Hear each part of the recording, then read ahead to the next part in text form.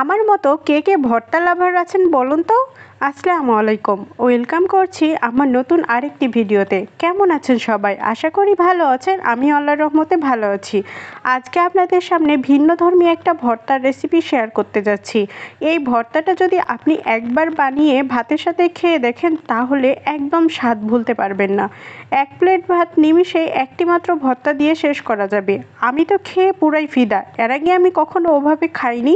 গতদিন বানিয়েছিলাম, খেতে এত বেশি মজা হয়েছিল যে কি বলবো।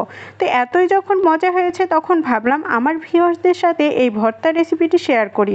আশা করি আপনাদের কাছে এই রেসিপিটি খুবই ভালো লাগবে।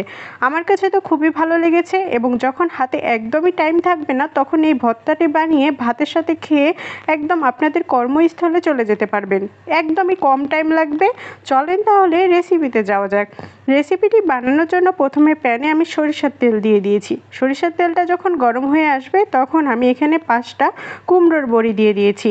কুমড়োর বড়ি খেতে আমরা কম বেশি সবাই অনেক বেশি পছন্দ করি, কিন্তু ম্যাক্সিমাম টাইমে এই কুমড়োর বড়িটা কিন্তু ঝোল করে খাওয়া হয়, মাছের সাথে বা সবজির সাথে ঝোল করে খাওয়া হয়। কিন্তু আজকে আমি এটাকে ভর্তা করে খাবো। ভর্তা খেতে কিন্তু অনেক বেশি মজা লাগে। আপনারা আমার এই রেসিপি ট্রাই করলেই বুঝতে পারবেন ভর্তাটা খেতে কত বেশি মজা লাগে। তো যাই হোক, বড়িগুলো যখন ভালো মতোভাবে তেলে ভাজা হয়ে যাবে তখন ব্লেন্ডারে নিয়ে ভালো মতোভাবে ব্লেন্ড করে নিব। ব্লেন্ড করা যখন হয়ে যাবে তখন এই দিকে আমি নিয়ে নিয়েছি একটা বাটিতে দিয়ে দিলাম পরিমাণ মতো পেঁয়াজ কুচি। এখানে কাঁচা পেঁয়াজটা ব্যবহার করেছি। তারপরে দিয়ে দিয়েছি একটা বড় সাইজের কাঁচামরিচ। ঝালটা আপনারা আপনাদের স্বাদ মতো দেবেন। তারপরে এখন যে ব্লেন্ড করে রেখেছিলাম বড়িটা, সেই বড়িটা দিয়ে দিচ্ছি। তারপরে দিয়ে দিচ্ছি অল্প একটু সরিষার তেল। যেহেতু সরিষার তেল আগেই ভেজে নিয়েছি এজন্য তেলটা এখন কম দিচ্ছি। তারপরে এখন দিয়ে দিলাম পরিমাণ মতো লবণ। লবণ দেওয়া হয়ে গেলে সবগুলো উপকরণ একত্রে ভালো মতোভাবে মিশিয়ে নিচ্ছি।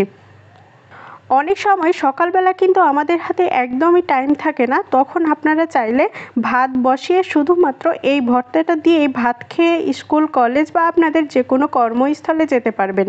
তারপরে এখন যখন ভালো মতোভাবে মেশানো হয়ে গিয়েছে তখন যেহেতু দলা পাকছে না এই জন্য আমি অল্প একটু গরম ভাত অ্যাড করেছি যেন ভর্তাটাকে দলা পাকানো যায়, না হলে কিন্তু এমনি ঝরঝরে থাকবে। আপনারা চাইলে কিন্তু এমনি ঝরঝরেভাবেও ভাতের সাথে মেখে খেতে পারেন, ওটাও খেতে অনেক বেশি মজা লাগে। কিন্তু আমি একটু দলা পাকিয়ে নিব এই জন্য অল্প একটু গরম ভাত দিয়ে আবার ভালো মতোভাবে মিশিয়ে নিচ্ছি হাতের সাহায্যে। অল্প কিছুক্ষণ ধরে মিশালেই দেখতে পাবেন যে এটা সুন্দর মতোভাবে শেপ দেওয়া যাচ্ছে। আপনি যেই স্টাইলে শেপ দিতে চান, আমরা আলুর ভর্তা বা যে কোনো ভর্তা যেভাবে শেপ দিই ওভাবেই কিন্তু এটা শেপ দেওয়া যাবে যদি একটু গরম ভাত ইউজ করা যায়। তো এই তো রেডি। চা খেতে লেগেছিল অসাধারণ। আপনারা যদি খান তাহলে এর স্বাদ কিন্তু একদমই ভুলতে পারবেন না। একবার হলেও ট্রাই করবেন। আজকের জন্য এই পর্যন্তই। আসসালামু আলাইকুম, ভালো থাকবেন সবাই।